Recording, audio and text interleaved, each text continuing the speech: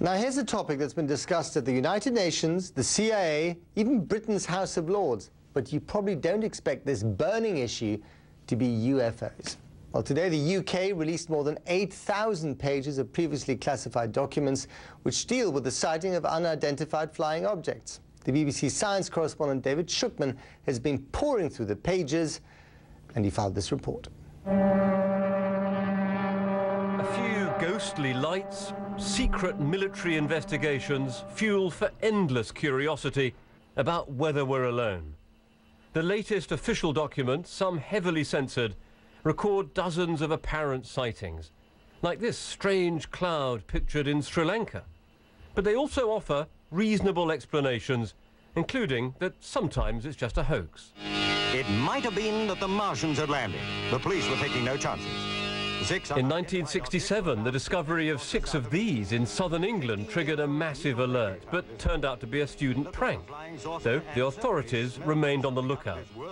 Obviously, it was taken seriously, not because they believed that we were being visited by aliens, but because they were worried that there may be some other terrestrial explanation for some of these things, such as, you know, sort of Russian spy planes. It's one of the longest-running conspiracy theories that glimpses of alien spaceships have been covered up. But this huge release of MOD documents proves nothing, and already further questions are being raised. Was the logbook recording an apparent sighting by a Royal Navy ship really blown overboard? And why is the entire file about an incident in Suffolk in 1980 just missing? The suspicions will continue. One man told the MOD he'd been abducted by a UFO and gained an extra hour. But it turned out to be a night when the clocks go back. Something about aliens leads to wishful thinking. David Shukman, BBC News. Well, for more on the tracking of unexplained events in the sky, perhaps no one is better able to speak on this topic than Bill Burns, the host of the History Channel's UFO Hunters. He joins me now live from Philadelphia. Welcome to the program, Bill. The thing that surprised me most about these documents is that the government, the British government, government agencies, even bothered compiling them. Would you agree with that? Yes, I would, and I think that's one of the most important things, that when people say, oh, the government says that they have no bearing on national security, or we really don't track these things, that's just not true. The release of the MOD documents this time and the prior release of the MOD documents prove that the British government, as well as the United States government, these governments are actively tracking and investigating all of these sightings or incidents. But are they doing that, as the report implied, because at the time of the Cold War they thought that what they might be dealing with was some form of Soviet incursion? That's part of it, I'm sure. I mean, even going back to 1947, one of the earliest thoughts was this could have been a Russian plane, a secret Russian craft, perhaps a Nazi plane held over from World War II, or even a Japanese balloon bomb that these were launched on the United States during World War II. But the level of technology and the kinds of materials that were recovered at Roswell showed that it was something other than a conventional craft.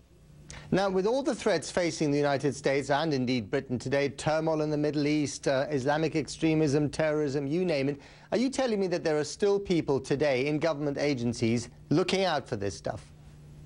Absolutely. For example, one of Britain's most important and controversial UFO incidents took place in December 1980 at RAF Bentwaters, a NATO nuclear weapons base.